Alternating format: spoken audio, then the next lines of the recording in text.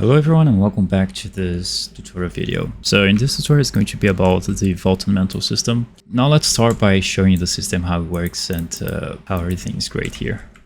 We're going to start by placing my character over here. On my previous system we had a similar system like this one, but this one has even more features because you can crouch while you're mantling.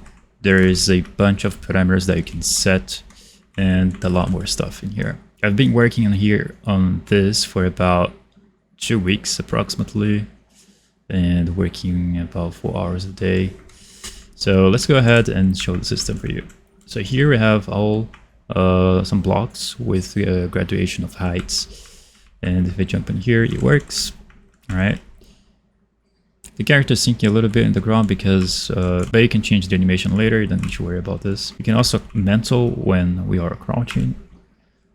Before I was having some really weird glitches of animation, but now I fixed it. You can also mantle while you are in the air, like in the older version. I'm just mantled as well right here. And now let's go for, you can also mantle if you press E on here to mantle. As you can see, you're able to mantle on the top of these blocks right here. But if you want to mantle on this block right here, you can just press the left Ctrl, and then you can mantle to that place, right? So you just have to press Ctrl, and then you're free to go there. It also works for type of heights. This one. Yeah, I think this one is not working because it's too, like the gap size is too small, but this one is going to work. So now we can jump into the vault animations. There we go. The highest one.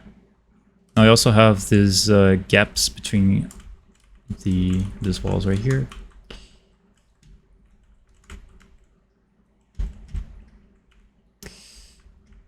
Let's try the other ones.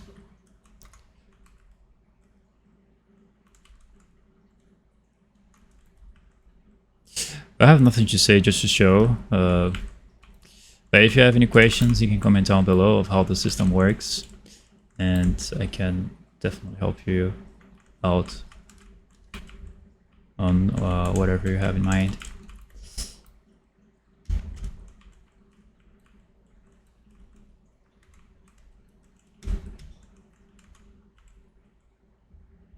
Sometimes we have this weird obvious impulse upwards, but that's just a matter of changing the animations,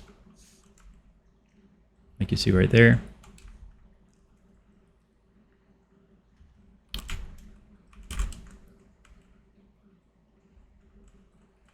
Because of course I don't have animations for almost reaching every single height of a wall, so it's like the final product, like the final project, the final system result is going to depend on the quality of your animations, of course.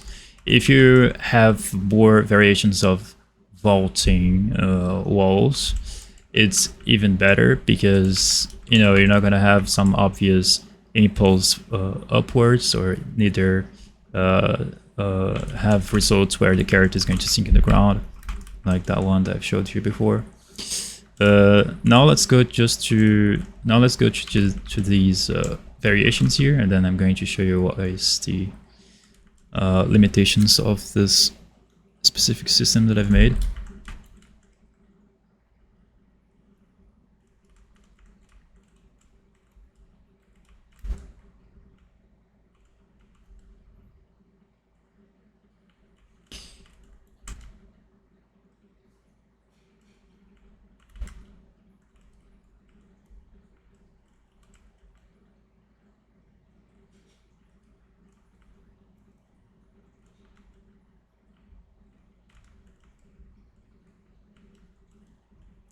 So the limitation that the system has is, let's say you are right here, and then there's a wall on the top of you, and then when you try to mantle whatever is in front of you, the system does not consider that there's something above you, and it's just going to climb the obstacle without considering that.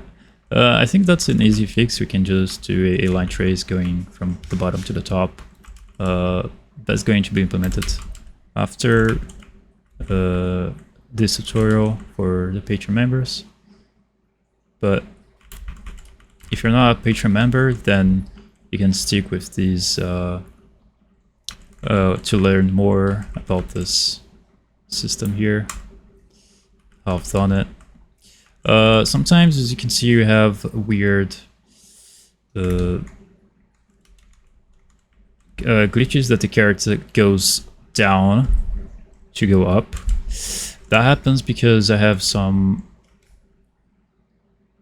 calculation that I'm going to show you after. Then you can just turn it off, so that it's going to be a quick fix for that.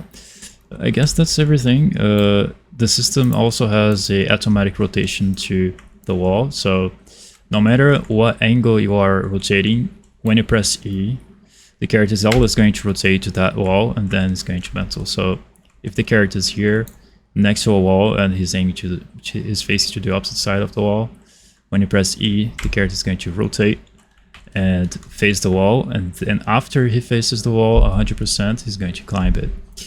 That's why we have that glitch there, that the character goes down a bit, because the calculations cannot catch up. I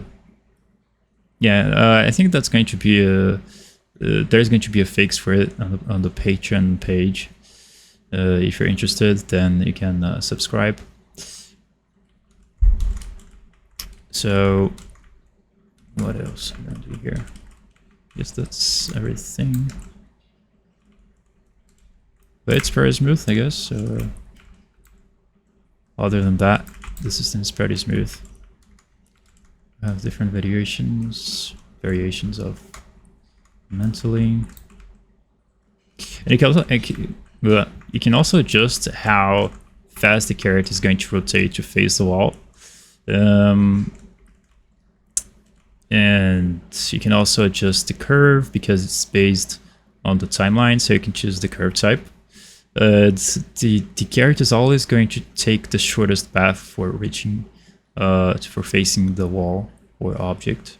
So if he's like this, he's going to aim rotating to the left side instead of the right. If he's like this, more to the right, he's just going to rotate to the right like that. So that's something called rotation relative to specific object, which was a pain to learn about it. So now let's go and explain the system and how I've made it. But before showing you the code, I can show you the code right now, but in order for, if you are a beginner, then this might seem very complex to you, mainly because maybe you don't have knowledge on for each loop, so I'm going to explain things like that, right? So I have wrote down some things here before I can actually start the tutorial. You're gonna have to pay to have a basic understanding of in-game collisions. I have wrote a list of things that I'm going to explain for those who just jumped in the channel, who doesn't have programming skills yet, is just learning. So I'm going to just follow this explanation list that I'm going to do for you, and it's going to be pretty quick, I guess. That's going to take some time. This tutorial is going to be like the longest I have ever made because there is too much to explain, but I'm going to just break through every single step so you don't get confused. So let's start with the character going here. Press play. There we go. We have an empty space to do our stuff. All right. I'm going to get a basics 3D model here, like a barrel. I like this barrel. We can increase the size to whatever you want. Just make sure that it has collision, so you can right click on it, edit. go to collision and add 26 dop collision or whatever that is. Guess that works. But I think you already had, just to explain that you can add if you don't have one. I think 26 top simplified collision. Yeah, I guess this works. All right, just for the sake of the tutorial. If you're not aware that if this does not have collision at all, you can just go to show and show collision that you can see if it has collision or not. All right, this is not a perfect collision, but that's not the purpose to build a perfect collision for this tutorial. So I'm going to go ahead and play it. So as you can see, my character is the first thing you can see that my camera is glitching through the objects. I don't want that. So the first thing is that you're gonna do. The reason why that's happening is because we have a predefined collision settings for managing the camera and etc. But let's start with the collision. So as you can see in the character, there is a collision, a capsule collision that is attached to the character, and that defines if the character should go through the object or not. Alright, so we also have the collision of the object. So if the character tries to go forward, even though that, you know, it just blocks the movement of the character and it doesn't let the character to pass through it. That's just how it works. Now we have collision types. So here we can basically define if the character can pass through the object or not. So let's go ahead and click on the object, go to collision presets, go to custom collision. Then it's going to appear this box selection for here. In here you can basically choose which object can overlap the other object or the character in this case. So I'm just going to ignore the pawn, press play. Now it's going to overlap the character. The reason why that happens is because if we ignore the pawn, this object is going to ignore every single actor that has the object response as pawn. I think it's object type. If you go to the third-person character and click on the collision capsule of the character, if you go to collision presets, I think by default it is set to pawn, the collision preset, and the object type is pawn. And we also have all these other settings that we don't have to touch. So the reason why, by setting to ignore the pawn, we are ignoring the capsule collision of the character, right? So that's why we can pass through. But now if we block it, then the character won't be able to pass through the object again. So I think that's it. Now if you want to fix the camera glitch, you can just click on ignore the camera and ignore the pawn, so that it's going to ignore the pawn. Like so. Now, how do you do this automatically? Let's say, for example, you press a key and then the character is just going to be able to pass through objects, through specific objects, right? So that gets a little bit more complex.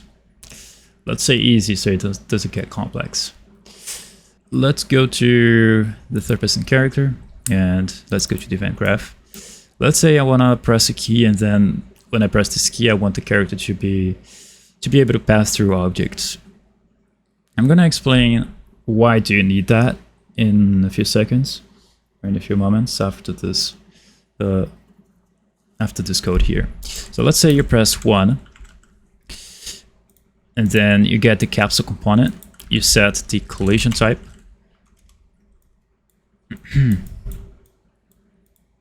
And the channel is going to be destructible. I'm going to explain you in a little.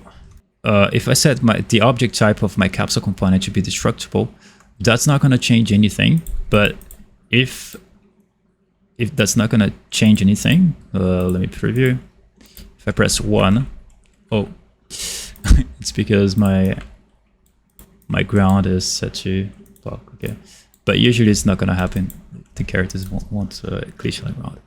But when I press 1 now, as you can see, nothing changes, but the capsule collision, the object type of the capsule collision of the character has changed, which means has changed to destructible. But this object does not ignore destructible objects or capsule collisions of the object type of destructible. So we're going to just go ahead and ignore that. Now that it's going to ignore the destructible type of objects that can pass through, now we can pass through. Now nothing's happening as soon as I press 1. So now I can pass through the object. Now I'm going to explain to you why do we need that. All right. I'm going to just go ahead and click on the ground and reset the destructible option there. If we go,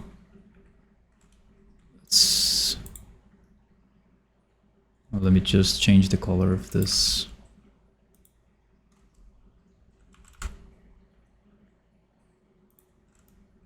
Of this wall right here. Now this wall is special. This is special. It's going to be special because it doesn't, you know, block. Right.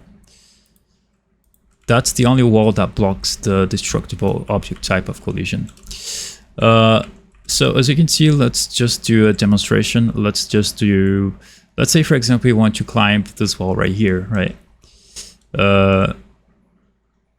All right, let's just do this in slow motion because you can see how the capsule behaves. And let's press E.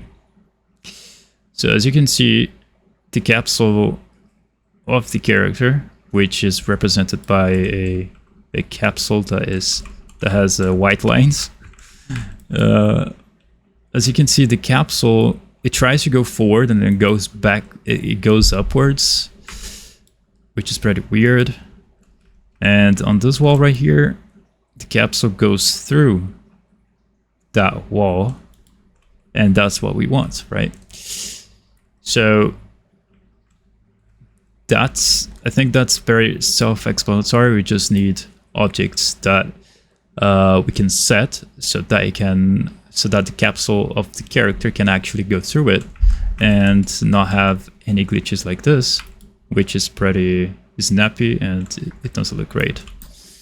So if I ignore that and then I set it to be normal again, now let's go back there. And now before the capsule couldn't pass through the objects, now you can.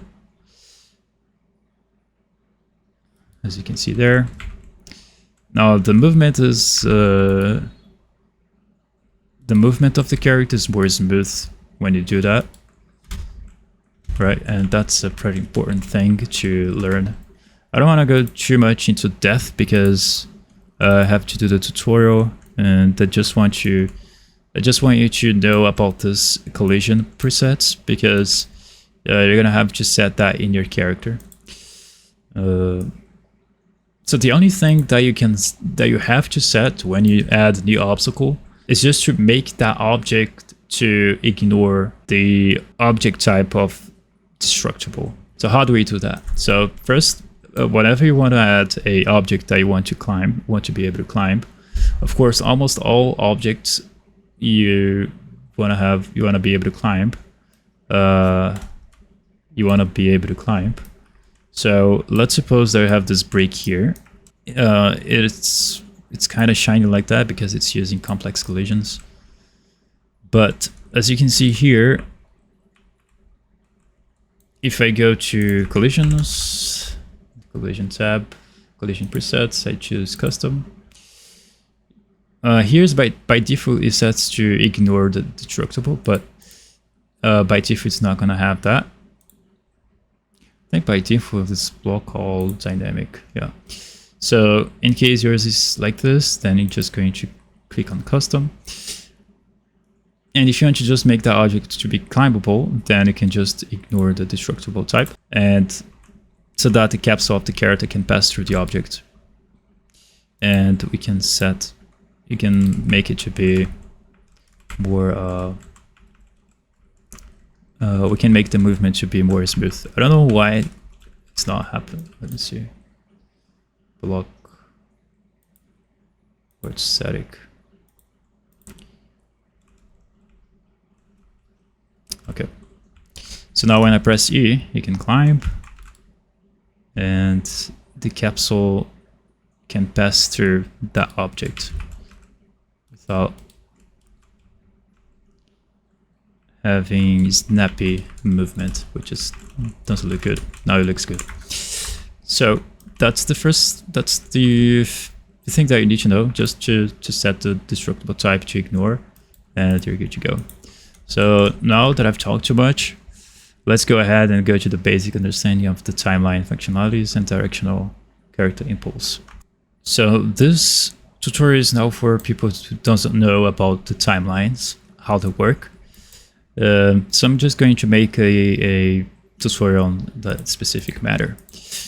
Now, here in the event graph, I'm going to choose a key so that we can trigger that timeline. So I'm going to choose a 1 key. All right, now we're going to add timeline.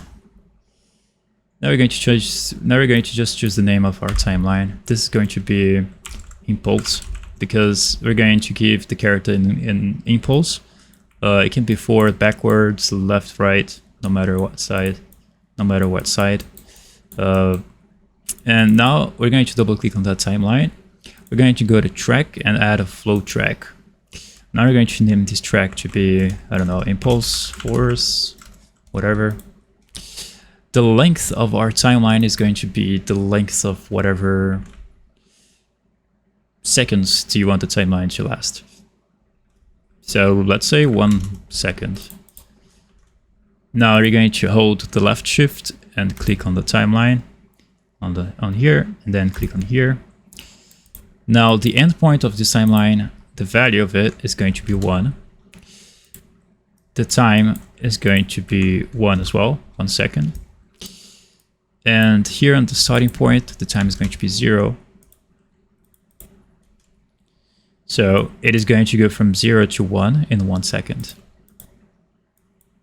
So the value of this timeline is going to go from 0 to 1 in 1 second. I think I understood it. So assuming you understood it, then we have all these output lines here, output executions. And this update function, you can update a print string, for example, at every tick. I guess that's the way I understand it. And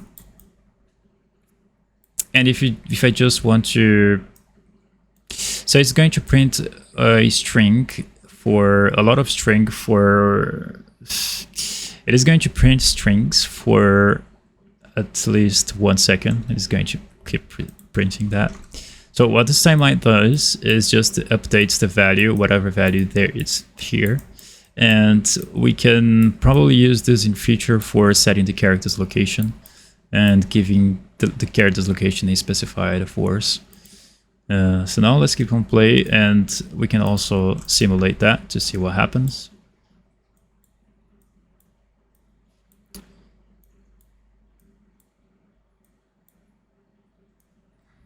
So if I press 1, as you can see, it prints hello there. Let's see if we can get a random.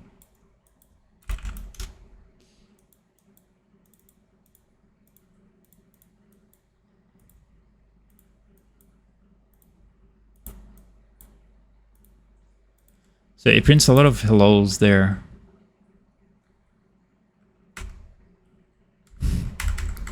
And that's what it is for. It just updates the value at every tick for 1 second. Now, if the 1 execution pin is plugged to the play, you can only play once, and then after that you can just play once. So if you just want to play from start, it's always going to play the timeline from start. So you don't need to worry about resetting the timeline, for example.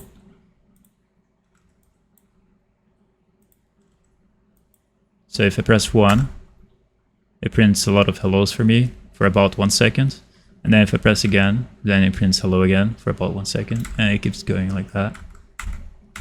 If I spam it, yeah, you can spam it, but that's just a... Yeah, you can spam it if you want to. And that's it. If you want to stop the timeline when you release the one key, you just do that as well. Now we have reverse, which is going to just play this backwards. Play the timeline backwards. Now what happens if you put the impulse there? Now it's going to print the whatever result we have there as a value, and it's going to print 0 to 1. So now let's press 1, and as you can see there, we just made a tick. We just made like a clock tick. That. So it's just going to print whatever value that is being updated through the timeline in this interval here. Now that's very useful if you want to change the location of the character. Now, for example, if I go to lerp, and then it goes to alpha, and then what this lerp does is just it updates the location of the character into like the value of A goes to B in 1 second, for example. So if I type B is 100, and if I print a string, then as I've set 1 here, now this value is going to become a 100 instead of 1. So I can basically choose a custom value like this, and it's going to update for 1 second, right? I'm going to choose a value of 50 just for showing you guys that it works. Now let's press on 1 and see what happens. So as you can see there, it printed a lot of numbers from 0 to 50 in a matter of 1 second. Right? Now you can just basically like change whatever number you want, like a random number, and it's going to print that. So this is pretty good if you want to change your current actor location to a new one. Let's say, for example, you want to change the character location, for example. Now things get complicated here because you don't want to get it to be added exponentially. Let's get the actor location. Now let's promote this to a variable. Promoting this to a variable is very important because we don't want to plug the variable right here directly, because it might get to infinitely add a number here. It's not great, so we better stick with this. So we have the new variable here. We can get that, and then we can plug to A. So what's going to happen here is that if you press 1, the current actor location is going to be saved. And then as we're going to get only the z-axis of whatever height the character is in, it is going to go from A to B. And what we want to do, we want to add to the B. And then here you're going to choose the amounts that you want that the character can go. So you're just basically telling the timeline, hey, just update the current actor height to this height right here. So you can just input the value that we want that is going to be updated. Now to finish this code, we're going to set actor location. Set actor location. And split the structure and plug the new value z there. Now we also have the value of x and y, which basically control this type of movements right here. It basically goes, it can go forward, backwards, left, right. All we want to do is just change the character's height. So just going to basically move the character on this axis right here So if you don't want to touch the X and Y locations, you can just get the actor location again and then just maintain it. Just keep the values there by setting the current actor location to set actor location. So it's just going to get the information of the current actor and then set it to the same location, which is not going to do anything. Yeah. So now let's press on play. If I don't input any value here, that means that it's not going to happen anything. So let's see if it happens. Let's press on play. As you can see, nothing happened. Now let's set a value here like 50. Let's say I want to give the character an impulse upwards to be an impulse of 50 to be upwards, right? So let's press 1. And as you can see, the character moves slowly. That's very cool. And you can also choose whatever you want to update the location from here. You can also set the capsule component to be in a location that you want, which could be this node right here, set word location instead of set actual location, because the capsule is a component. So if you want the same result but the opposite, then you can just do -50, and I have to jump so that we don't glitch to the ground.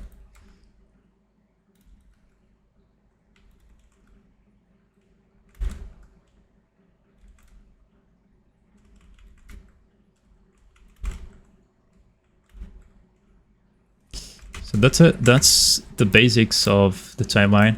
I just wanted to explain you because I use this a lot for giving the character the necessary input for making him reach the wall based on trace results. Okay. So no matter what size or object type that the character climbs, is always going to reach for that specific location for whatever the trace hits. So that's the directional character impulse.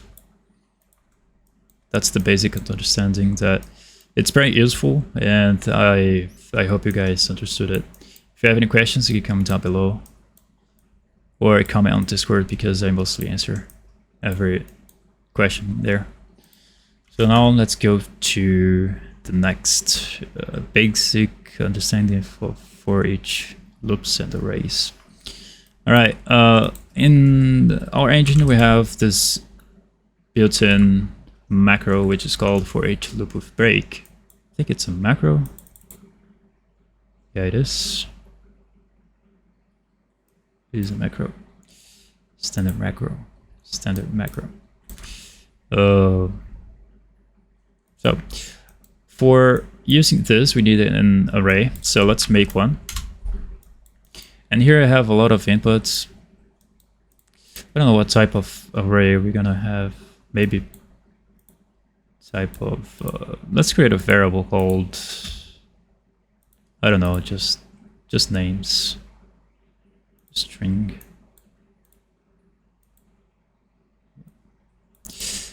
And then we can populate this array. Let's make this to be an array. This change variable.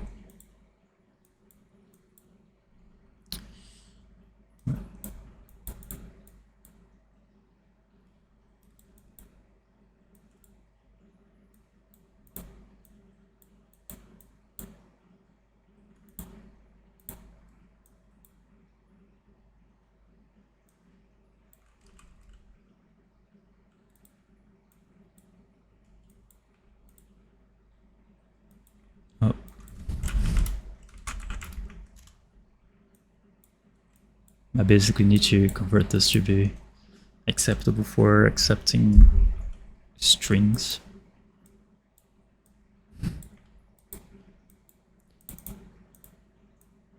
So here, when we make an array, you can have different names. For example, let me see. Yeah. So let's say, I don't know, car. I don't know, bike. Cat, Here on the loop body is going to be the amount of executions that it's going to execute. So it's going to be based on the number of arrays that we have here. Now, what I want to do, I want to print all those names here into here, and basically output that here. And so this print string is going to be executed 3 times because we have 3 elements on this array that I've just made. We don't actually necessarily need to create an array for managing arrays, but I think that's the most practical way to do this is with variables, because you can populate elements into them dynamically at runtime, and that's what it's used for mostly. So I just want to explain you the basic of usage of loop break, of loops and arrays. I'm going to get the one key, so we can execute this for each loop. Okay. And what's happening here is just we are defining what are the elements that is going to populate the array. Then my English is getting bad. So we have car, bike, and cat. That's the type. That's the type of strings that we have there, and it's going to go to this input of the for each loop of break. The number 1 is going to be executing it.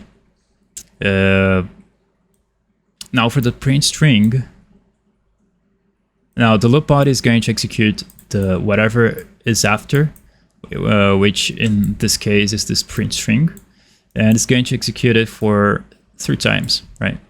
And let's go ahead and click on play. I don't know if this is going to work because that's the first time I do this. Now if you click on 1, as you can see, it's going to execute 3 times, cat, bike, car, and then you can execute it as many times as you want. And you can also display the index that represents that element in the array. So as you can see it visually here, we have car that's the first element that is in the array. We know that, but the code does not know that. But how does it know? Well, the for each loop already tells you which exact index we're talking about here. So if we actually, I just need to append this so that the numbers get right aside each other, the strings. So we have the array element and then the array index, which is going to show us which what index represents that element in the array, right? So let's say as this print string is going to be executed 3 times, the first time that it gets executed, we're going to get the car and the index that it's like an ID. What exact index is that car is at? I think that makes sense. So let's click on play and see what happens. So as you can see there, its car is 0, bike is 1, and cat is 2. So that's the basic understanding of programming, and that's pretty useful to learn. And here on completed, we have an execution that gets completed. So as soon as this loop body gets executed 3 times, and then it finishes, then this completed execution is going to be executed as well. So you can basically execute whatever calculation you want here. Maybe you want to just run this for each loop body to run populate another array, and that's pretty cool, right? And then after that, we populate the array that you wanted. Then you can just go to completed and search that array, whatever value that you want. It's kind of complicated to understand at the beginning if you don't, if you're not familiar with the for each loop, where you just jumped into range and blueprint scripting. I recommend you to check out the documentation or watch a guy called Matt Asplund, or there are a few some, but Now just get used more with the engine, and you're gonna be a better programmer. Now we're gonna have a basic understanding of how to set up structures. I'm gonna show you an example of a structure. I have vault mantle info and vault mantle parameters. So these are a structure. This is a structure. We have the montage as a, yeah, I guess I'm going to create a new one, but I'm just going to show you what it looks like. So here we can add a variable and do whatever you want here. Change the variable type and change the default values if you need to. All right. So what is the structure used for? Basically, it's just for storing variables like, let's say you have a preset of options that you can choose animations to climb walls. Like, let's say, for example, you want to choose specifically. Let's say you want to choose specific montages for each wall height, right? So you just basically mount into a structure, which is what I've done here. So I have added the minimal wall height limit, which is just, you're going to be inputting these values later, and you're going to be selecting a montage based on the minimum and max wall height range that the character is going to be able to find, and we're going to be able to play a specific montage depending on those parameters. And we also have the individual height impulse and how much impulse that the character is going to receive for going upwards or sideways, whatever we need. Here on the default values, in my case, I don't need to set anything unless you have, unless this parameters has some need to be they need to be by default a different number other than 0. All right, and that's what it is for. So now let's create a new structure. So just to show you in the practical way of usage is like, so I'm going to right click on an empty space and type structure.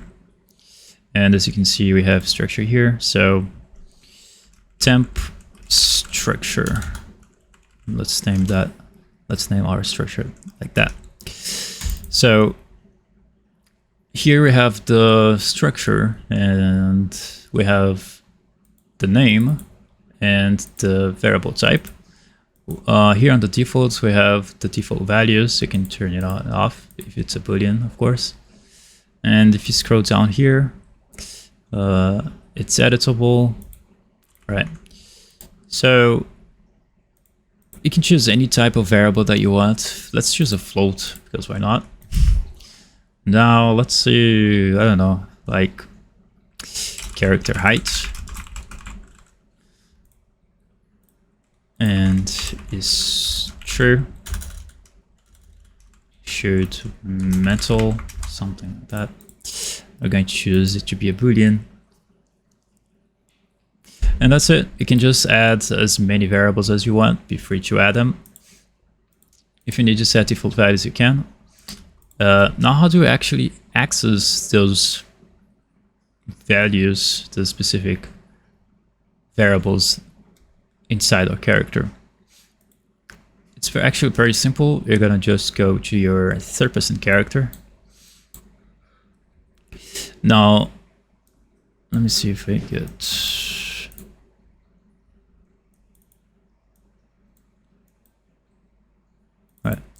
Alright. We can add a new variable here and just delete those. I think I can use this one. And you're going to remember exact structure name that you have named your structure. In my case, I'm going to select here and type temp structure. And as you can see here, we can select that. And that's basically how you add the structure to your third-person character or whatever code you're working on. I'm going to just go ahead and drag it, get it. But you can also grab it by just make temp structure. You can also get that. There is another way to get a structure is by break temp structure. So you have those values there. You can also split the structure, which is basically the same thing that I've done here. So how do you actually add values to this here? I forgot to add. I forgot to do this. I think it's by doing this. So if you do make, if you type make and then type the name of your whatever you named your structure to be, mine is temp structure. You can basically type whatever value that is in there, set it to be true, and then when you press 1, you can set that value. So let's just set it, and then that's going to represent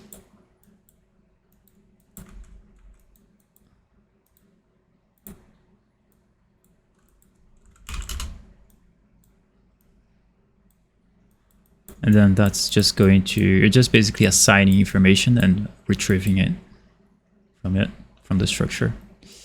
So if I press 1, I should be able to get that number, 23.32.3. So you can just basically assign the values for different variables inside the structure. So that's basically it. You can just create as many variable type as you want, and you can basically give those variables a value that you want to set. And then after you set those values, you can just either drag and drop an array like this, and then you can just split that, or you can just split that as I've done here, or you can break, it's the same thing, whatever is more convenient for you. And you can just print that to the string, press 1, and then it's going to just, you're going to get the value there. And that's very useful if you want to store a lot of as I've said earlier, if you want to store different types of heights of walls and then play a montage specifically for that wall. So you would want to have the type of structures like that, or whatever comes to your mind. So that's how you can set up the structures.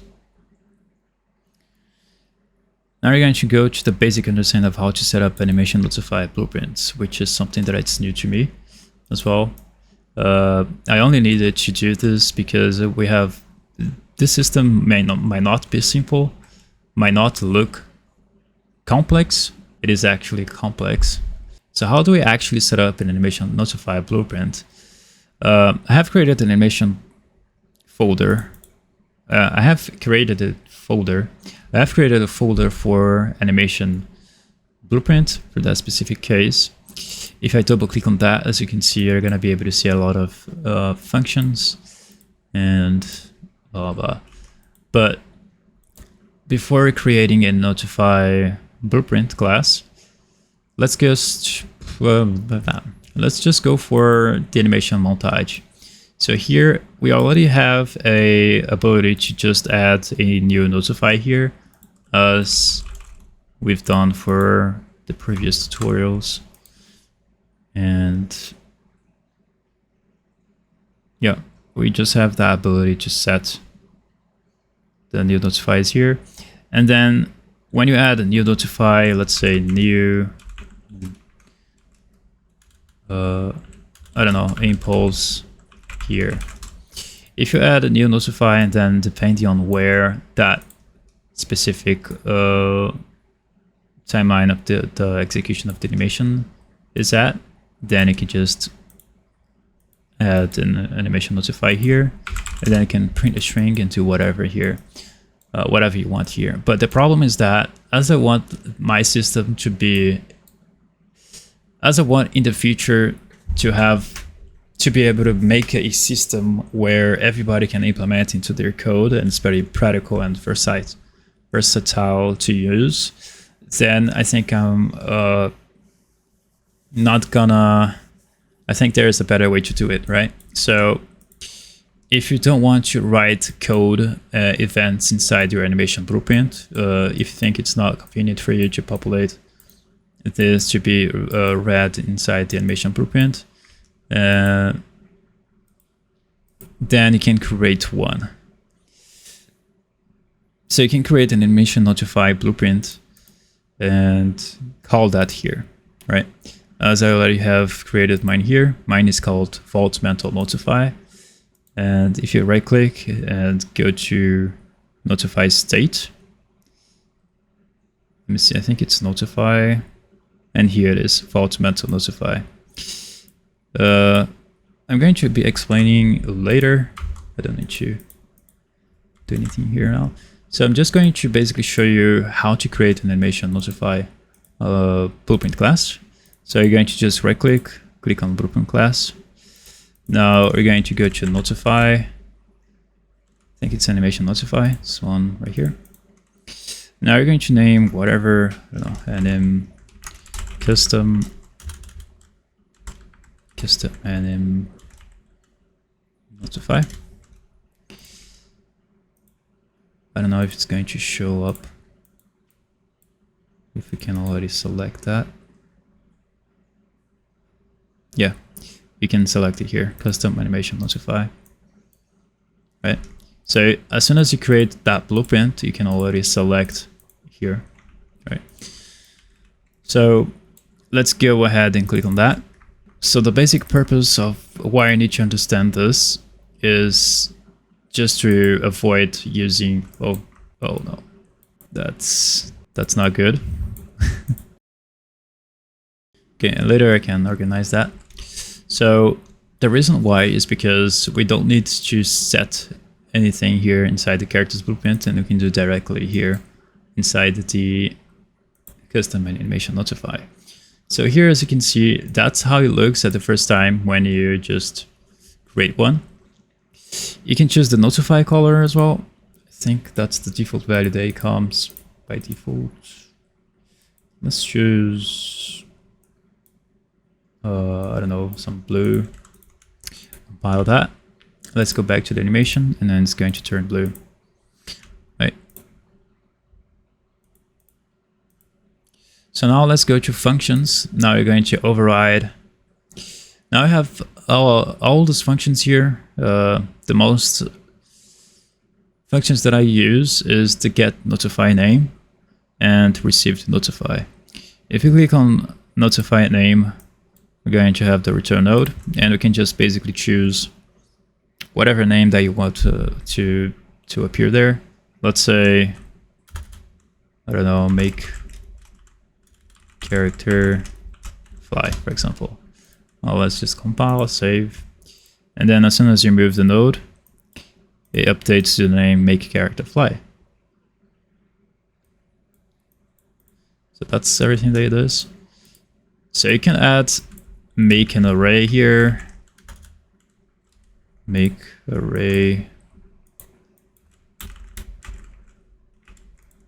I don't know how it's.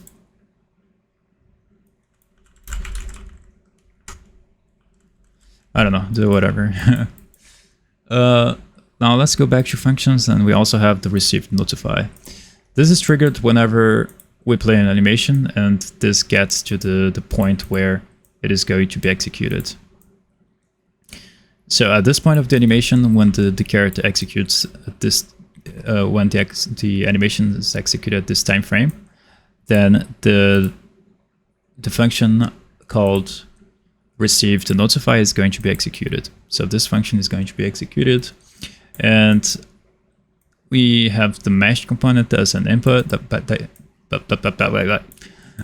comes by default, and you can just basically choose whatever you want here.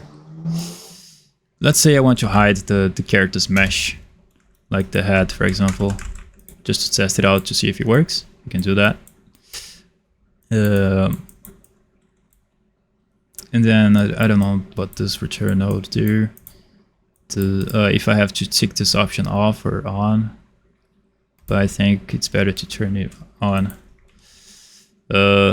Now we can execute this animation. Now let's press 1 let's use the 1 key. Now we're going to play montage.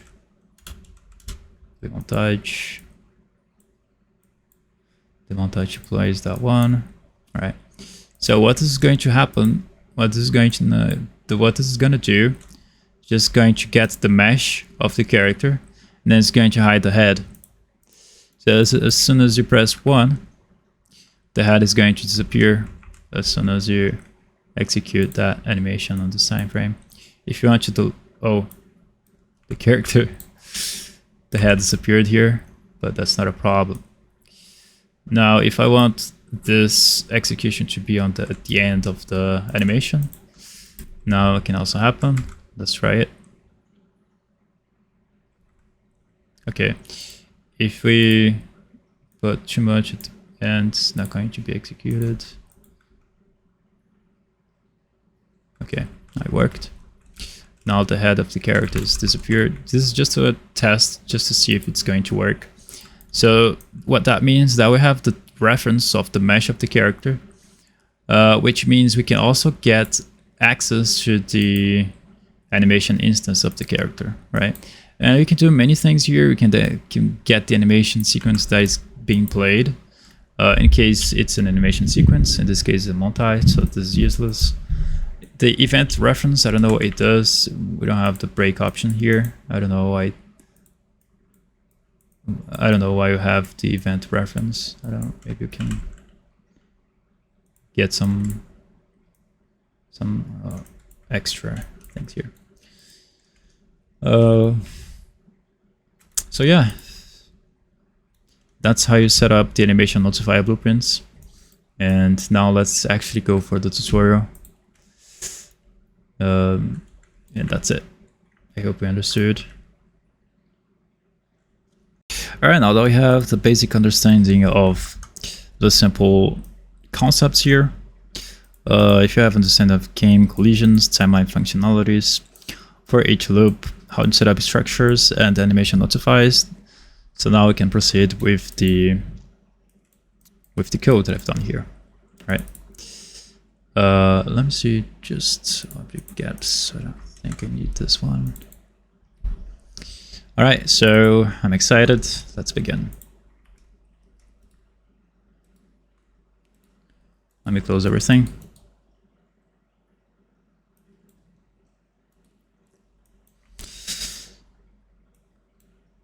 So now let's start with the event called StarVault Mantle event. I've created another graph. You can do this by just adding a new graph here and then just do whatever you want, and then you can just do separate functions inside one graph instead of just populating one graph with a lot of other information here. So I decided to make another graph for the system, but sooner it is like this system is going to be collapsed into a component. So you're gonna be able to use this component for your project without having to code anything. What you're gonna do is just basically set up the animation notifies and set up the when the character is going to be exactly falling. So you're just going to basically set up the events for the character and what type of walls the character is going to jump and what specific animations are going to play depending on that wall, and that's just that. So that's going to be for the future. And so I have chosen the letter A to be calling that event, right? I'll just delete the graph that I've made here. I'm going to use the E to call that event. Now let's go to the graph, and then this event is going to be called. Now this is going to go through a sequence which is going to execute one by one. So then 0 is going to be executed, and here I have created a function called check obstacle exist. That's the name of the function. It's what this function does is just basically check if the obstacle exists in front of him. I'm going to just go ahead and go to show the collision for you. So let's set this to be for duration and press and play. So if I press E, then as you can see, we have a capsule that appears for us here. The trace call is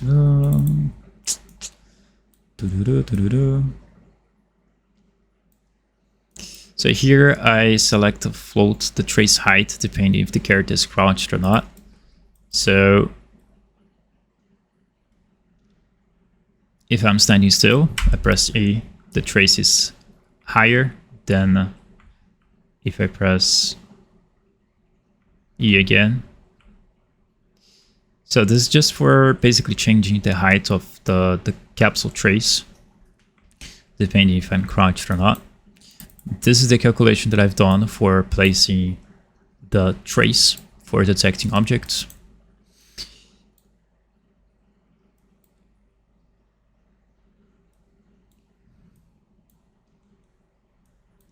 So if the trace detects something, which could be a wall, this, if it detects something, then we're going to promote the impact point to a variable. This variable is going to be called obstacle exist impact point. We're going to set the actor rotation. We're going to set the target rotation relative. So this is just going to be used for rotating the character. So we're just basically saying I'll save the current location, the current rotation of the character, the rotation of the character that is needed for him to face a wall, and so that we can use these values later, so that we can rotate the character to face the wall later, right? So here I also promote the is falling, if the character is falling. And now here I make sure no active vault mental montages are being played, so that we can proceed running with other checks. So this will prevent button spamming. I get the animation montage that is currently being played. So if the montage is not being played, then we should proceed with pressing. We should be able to let the player be able to press the letter E again to be able to climb other obstacles or objects. So here it checks if it did hit, and if both conditions are met, then this variable is set to be true. This variable called obstacle exists is set to be true. And then after that, on the second execution pin, we have that same variable. So we check if that variable is true. If it is true, then we can proceed to rotate the character. So this is the timeline that I made for rotating the character. It has the length of 0.1 second because I don't want it to take too much time. If I were to set it to be 1, let's see what happens. It'll be too much slow. Let's see. So let's say I'm rotating to the wrong side, to the opposite side. And then I press E. It takes 1 second and then it goes to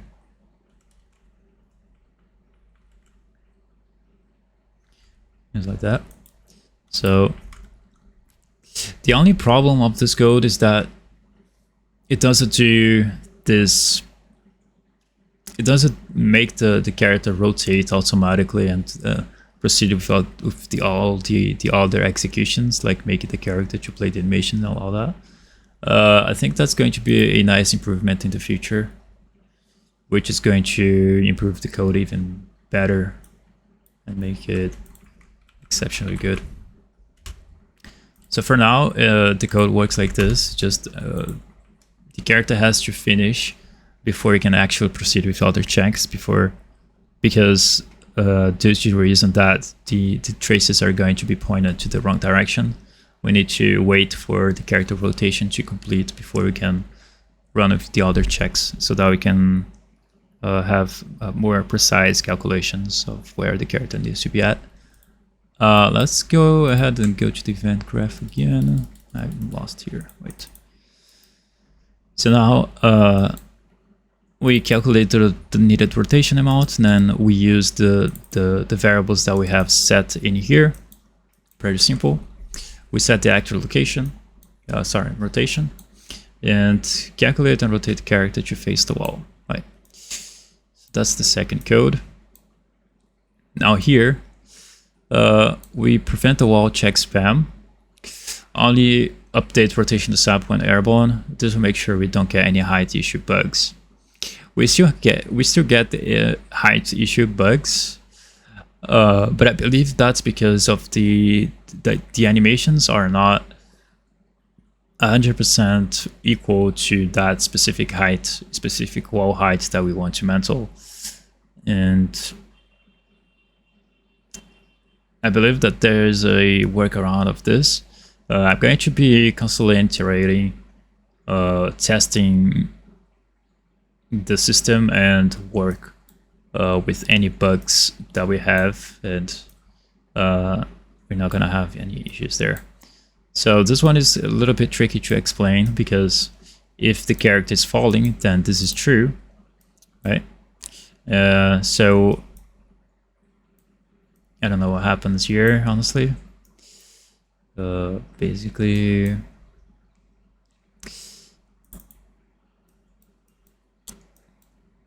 so yeah, I guess that's what the comments are for. Prevent wall check spam and only update rotation as soon as possible when airborne. So this is going to just update the rotation. If the character is airborne, then let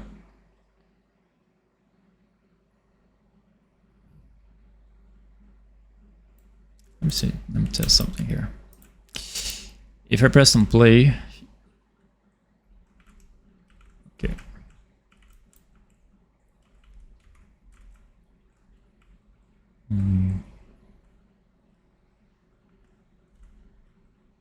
Oh, okay. The animation gets rotated as soon as possible. Okay. So what's basically doing is just, instead of rotating the wall at this time here,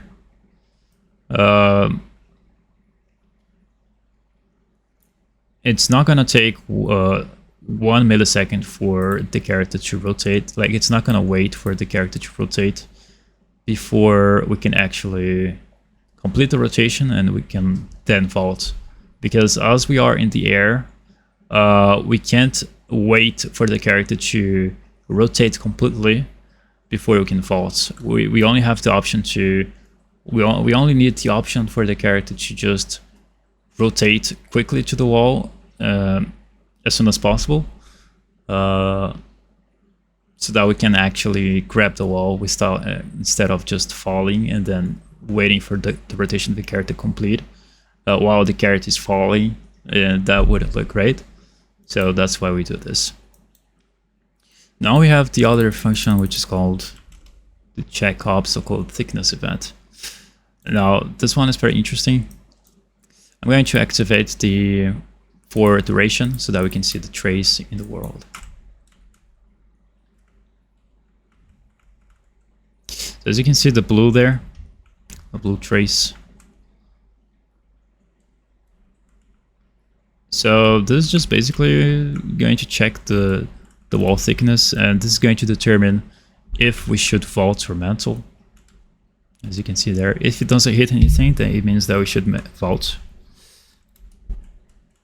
Right, that's basically it. Very simple, very quick. Now let's go ahead and click on the function. And this is the calculation that I use for placing the capsule trace. I'm not going to be explaining each node here because it's going to take a lot of time. But if you have any questions, you can comment down below if you have any doubts about this calculation here. And if you're interested to get the project files, the link is down the description below. You can get the project files, so you don't need to worry about making the system from scratch, which would take a lot of time for sure. So here is going to return a value if this sphere trace. This is not actually a capsule trace. It looks like a capsule trace, but it's actually a sphere trace. And then if it hits something, it is true, and then it's going to print if it should mantle or not. And that's it. Yeah. So you just need to know if we should mantle. So we're going to promote that to a variable, and we're going to use it later. So after this function ends, it's pretty quick. It takes less than a second. It actually takes milliseconds. I don't know how much. Now we're going to call another event, which is called check obstacle height event. So this is going to just basically do what it says. I'm going to delete, I'm going to hide the other debug type, the debug line traces, sphere traces, and only show this one. So check obstacle height. We're going to go ahead and show it visually what happens. So as you can see there, it checks for the height. I think we can check the height with the same sphere trace that we use for checking the thickness. But maybe there could be a problem of, I don't know, checking. Yeah, I think no. I think it has to be separated because, you know, there are different. The difference is because to check the object thickness, the sphere trace is a little bit far away, and we might have another obstacle. We might have a situation where we have another obstacle preventing us to have a precise calculation. So as you can see, the yellow line, yellow sphere trace, tells us which exact height the character should be at, and the blue sphere trace checks if there is space for vaulting or mantle. So the blue one is going to tell us if we should mantle or vault. If it hits something, then we should mantle. All right, now let's go to the objects, check obstacle height measurements. So this is the calculation that I have used. Nothing interesting here, just you can know that, just let you know that you can also change the parameters here.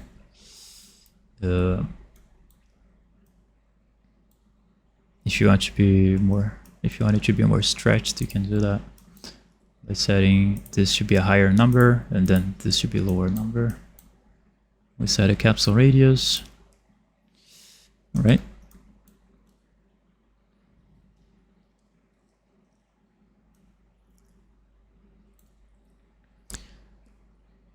So this here is very interesting. So we use multi-sphere trace for all objects. So what does this do? Why do we use them? Well, the reason why is because we want to penetrate multiple type of meshes so that we can identify gaps between them. If I were to place a sphere trace right here, a simple sphere trace, it wouldn't detect all of these gaps here.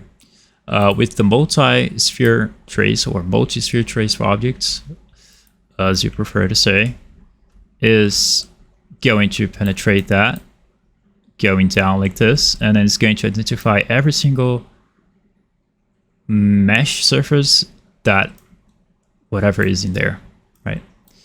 It doesn't matter if it traces from the bottom to the top, from the top to the bottom. It's always going to identify those spaces and each hit count. Of course, it's going to get us an array type, which is going to let us know,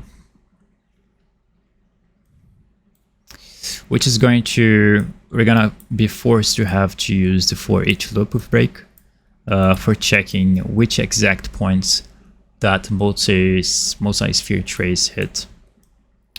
Right. Okay, so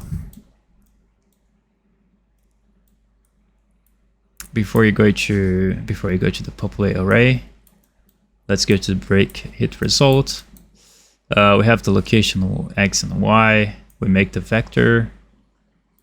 But first we get the trace start. We promote that to a variable so that we can use it later. For the second one, we promote the obstacle height impact point to a variable. So we get the location X and Y and the impact point Z.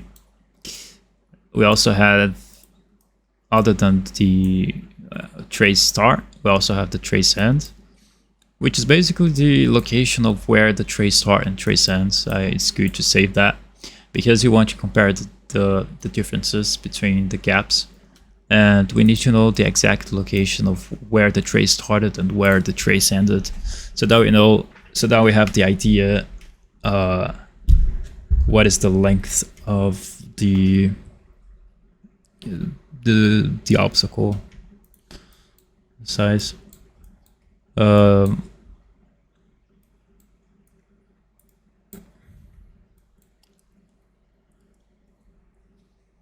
So that we have more precise calculations for gaps between obstacles.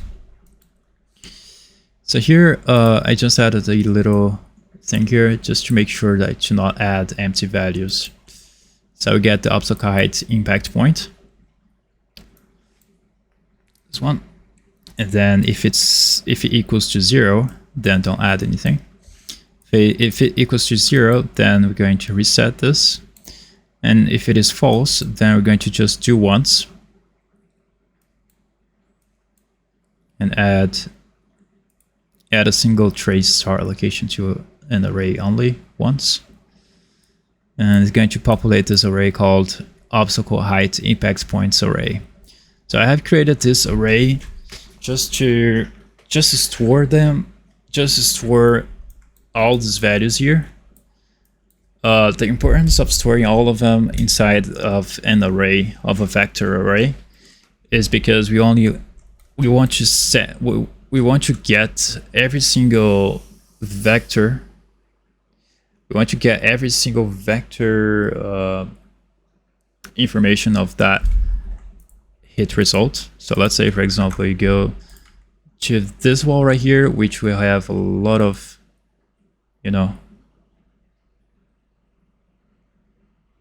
as you can see there, with the multi-sphere trace, we have a lot of impact points. So each point of them is an information that is going to be stored into an array, as you can see there. That's a nice, beautiful representation. I'm actually surprised that you can see this. So each of that impact point, the points that you see there, is going to be stored into this array that I have made here. So it's going to go to add, and then we're going to add every single impact point, and we're going to also add the start and end points. It's also important.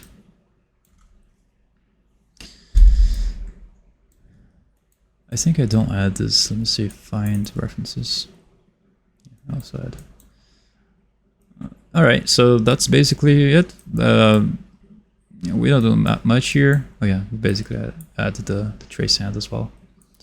So we populate the array with the vector impact points. All right, that's it.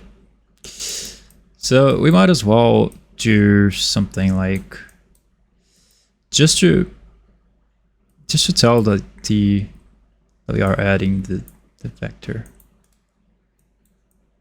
Yeah, that's going to be too much. Just that.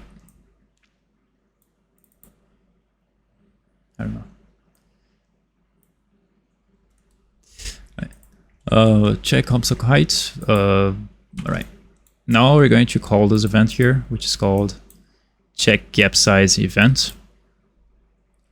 So now let's go for the next function, which is to check the obstacle gap. So here we're going to check for each vector of the impact points. So we're going to just going to grab the impact points of that array, and then save the actual index from the for each loop node. Make sure to stop looping if there are no indexes to check anymore. So basically, if the loop body is empty, if the array is empty, or if there is nothing, if there is no index to check anymore, then we go to false. And then here, from the array element, we make sure to not consider empty values.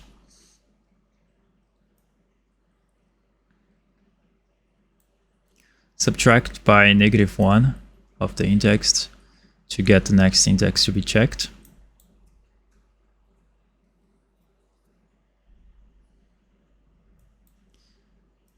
So here, retrieve the indexes of two vectors and then calculate the height difference between the corresponding vectors at those indexes.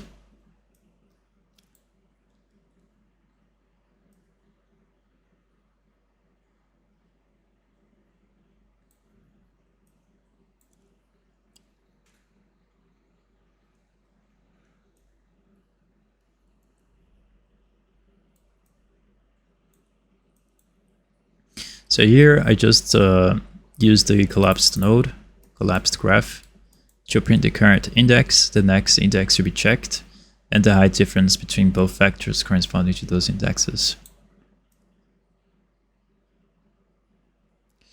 So if the character is crouched, we go to true. If the character is not crouched, go to false, and we check if it has space to stand if character is not crouched. And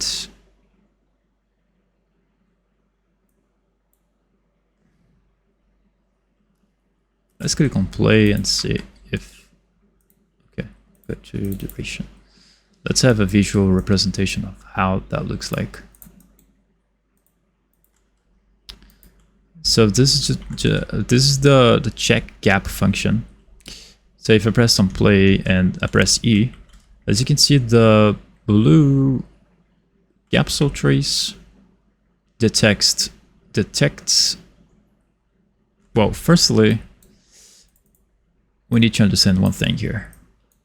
We need to understand that we are getting from the array, from the impact point of the multi-sphere trace, we are getting all the results and calculating which one has a minimum value, a minimum distance that is considerable for the character to be at least crouched, for example, in the first place, and then calculating that.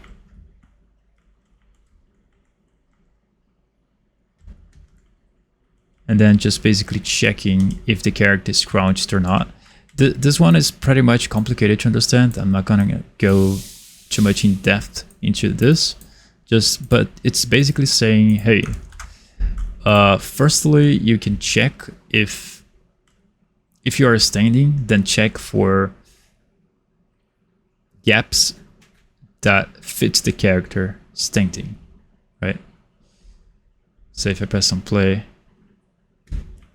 as you can see, the capsule blue that is not being hit by anything on the top there is the actual calculation that I have, is the actual calculation that the system has chosen for considering the best place for the character to be at in case right now that we are standing. But if we were crouched, then the system is going to just detect the gaps that are smaller so that I can possibly fit the character. So if I press E, then the system is going to choose to trace a place that is smaller but has a space for going in, for making the character to go for. The same thing happens here. As you can see, the blue sphere trace enters in action, But if I crouch like here, as you can see, the green S3 trace enters in action. And of course, it calculates all the other possibilities, the character that you go for. If I'm standing, then the second space is going to be ignored, and this one is going to be considerable for the character to be standing, and that's basically it. Now here, I have created a vault mental structure, which I have told you earlier. Where is it? Here. I have added some variables, basically saying there is room for crouching, and there is it for standing. And we run a for each loop with break. And I have created a function just for checking the obstacle info. And here a loop check, it runs a loop to check for the least distance value from the object impact point, hit values.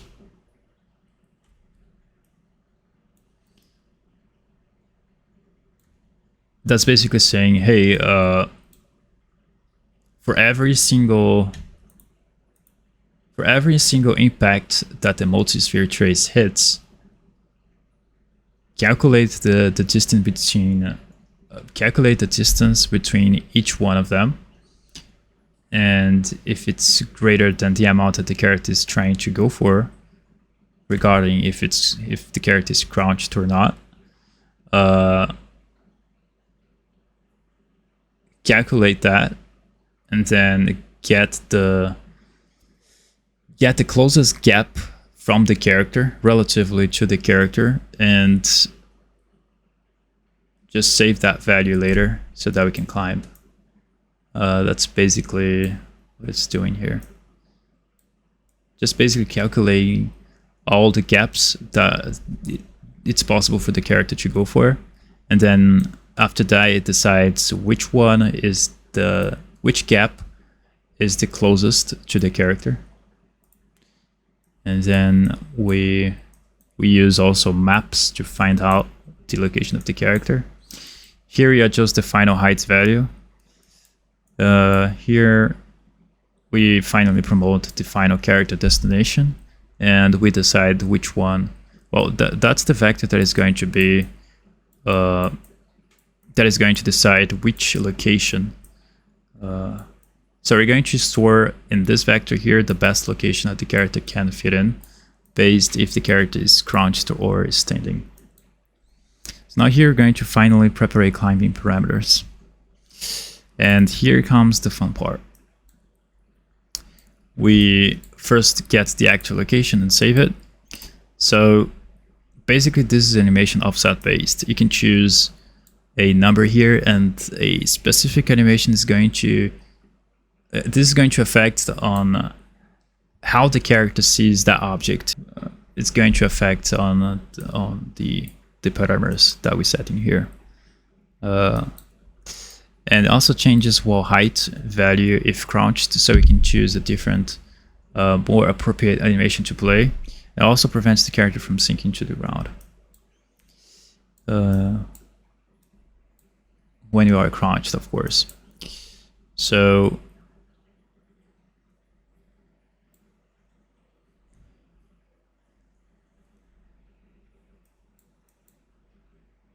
here we get the final character destination, we get the Z and the actual location.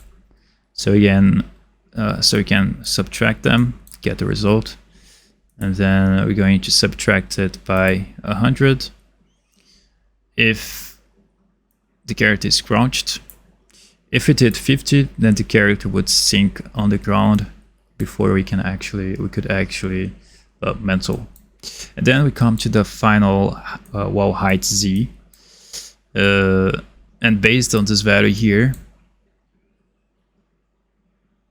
we're going to know how much exactly the character should be able to reach, which animation should be able to play depending on this value here. So if I go and watch this value here, and I go to every single wall, let's go to the smallest wall right here.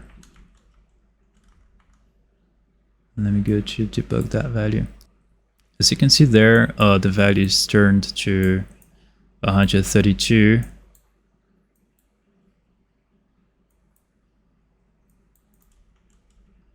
And now when I go here, it counts as 212. Now it is 342. So it depends on the size of the wall, right? That's basically the wall size. So let's type here wall size on the Z. Wall size. Z-axis. So here you can choose the right parameter for the right wall size, give a different and specific necessary amount of impulse so that the character don't glitch through walls or be floating in the air after the animation ends. So I have made another structure called Vault Mantle Parameters. You can see it here. It has the montage to play, the minimal wall height that it can reach, the maximum wall size that it can reach. So depending on the wall size range, that specific montage can be played. We also have individual height impulse and forward impulse for just basically making the character to go a little bit forward or backwards, depending on that specific animation. Some animations might need some higher values and or lower values of individual height impulse or forward impulse. You just might need to change the values there. So here we have the Mantle parameters in case we should Mantle. So here I have made a vault parameter, a structure. So here for Mantling, select an animation based on the minimum and max wall size ranges. Select the right forward and the height. Offset impulse forces. Requires iteration, requires repetition of testing to see if that's the size that it's appropriate for the structure that you're making. So here are the values. We have different montages for different wall sizes.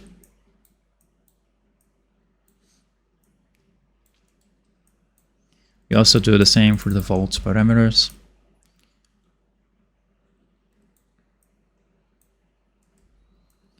So we make an array and then we plug that to here. So now that we have the values, assuming that we should Mantle, it's going to go here, and then it's going to loop searching for if the wall size matches with the parameter that you've chosen here. Then it is going to go to true and then finally play the montage and select the right animation that it's needed, and also the individual impulses. So after that's done, we play the montage and then we select the animation to play, which is promoted here. So we just use that information, and after that we set the movement mode. Just prepare the character to be in the air and play the montage. We need to set the character collision type, as I've explained earlier, to destructible, so that we can go make the character to pass through the objects. We're going to make the character to be flying. We're going to go set the capsule radius to be thinner, and that's very interesting because I haven't explained that before. So when we are vaulting, you can see in slow motion that the character capsule component actually gets thinner. That's very useful because I don't want the character to be glitching, be having snappy issues effects before we can actually finish to vault the wall, right? Here we're going to fix the capsule location when crouching.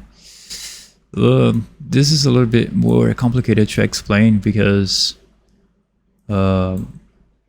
this just fixes the capsule location when crouching. Well, this is just basically going to fix the capsule location when crouching. I don't have that much things to say here, but if I were to disable that, if I were to ignore it, let's see what happens. So let's connect the true directly to the outputs and see what happens.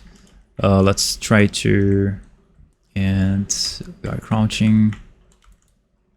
As you can see, the character sinks to the ground. As you can see there. So that's an issue that I had. This, I don't have that problem.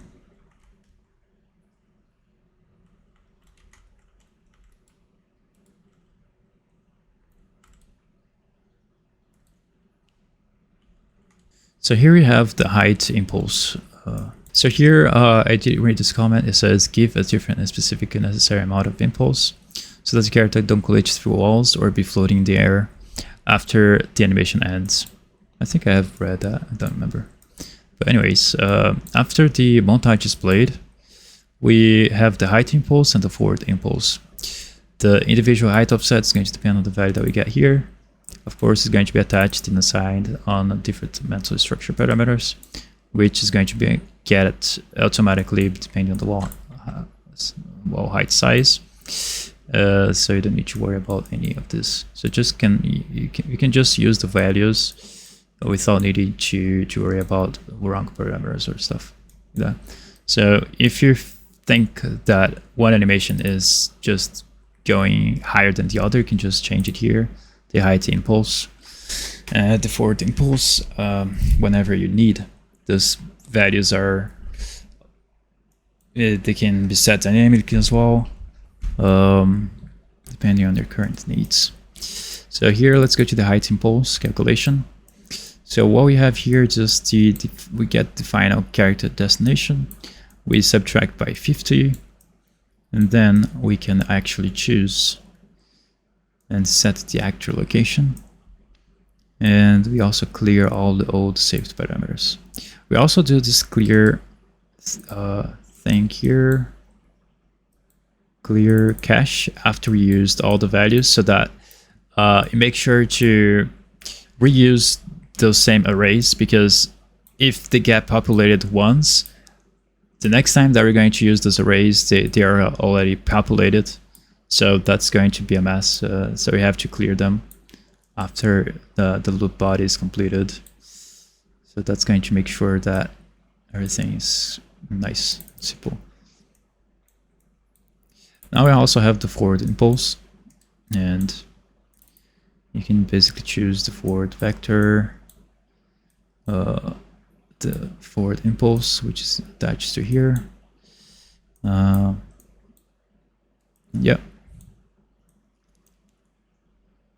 So now let's go ahead and go to the animation notify blueprint. So here I have cast to the character, and so that I can set different things on the capsule component. You can set the capsule radius back to normal. You can set different collision types and so on. I also have created a notify type so that you can basically dynamically choose in the editor on the animation on any montage. Let me see, Mantle. Let me choose this one right here. So you can, when you add a new notify, you can basically switch the notify type to be whatever notify you want. So just to be stop montage. If you want to stop the montage, it can be reset capsule radius, so you can dynamically change that in here. So I basically made this by just using enums. You can create a new enum by right click and type enum. So you can basically choose to create a new one. And my enum is called Vault Mantle Notify Event. So if you click on that, we can see different names for that enums. I have added those enums in here. So basically how you can add them is just create a new variable, call it to the name that you have named your enum. In my case, it's vault Mantle notify, and then you can have that enum. Then you can have that enum there. I'm going to delete mine because I already have here. So that's we're going to cast the character so that we can modify the movement behavior of the character. And here is just checking if that enum equals to this, to the respective action that we want. And then it goes to the return node. So if you want to debug that, you can add a string, and then you can get the notify types, the enumerator variable. We can plug that to the string, and then we can do that. Right. So I guess that's everything. We also have the get notify name function. So we're going to just basically change the name based on the enum value that we change here, right? So if you choose to have the notify type to be a different notify type, then we can change it dynamically by choosing the enumeration value here. So we convert the enumeration to a string so that you can select depending on the enumeration type that we have there, and then output that result inside the editor. Now I'm going to explain the reason why I've chosen this in the order. So as we print a string here, let's see what happens in the world when you choose that. So if you press play, and in slow motion, as you can see there, switch movement type, reset capsule collision, and stop montage. They all get executed almost at the same time. But the first notify that has to be executed at the first time is to start falling. We cannot execute any other function here first. We cannot reset the capsule collision because if the character is not falling yet, then it's not going to catch up and the character would sink in the ground. So also always add the start falling so that the character can start falling right away. And as soon as this animation finishes, almost finishes, then we can start falling, and then we can reset the capsule collision, reset the capsule radius, and then stop the montage if the character presses any key to move the character. Okay, and you're gonna do this for all the montages that you have, but I think the vault is going to be a little bit different. So as soon as the character starts falling, and then you can place that thing here. You can place the event there. Now, as soon as the character touches the ground, a little bit after the character starts falling, we can reset the capsule collision. Then after that, we can reset the capsule radius. And then after the character falls, we can stop the montage. Like that. Now if you have a higher animation, character goes higher, we can start falling as soon as the character puts his foot on the ground. And then we can reset the collision, reset the capsule radius, and then finally stop the montage if the character is pressing any key. Alright, I guess that's everything we have for today. If you have any questions, you can comment down below, and I see you in the next one. Bye bye.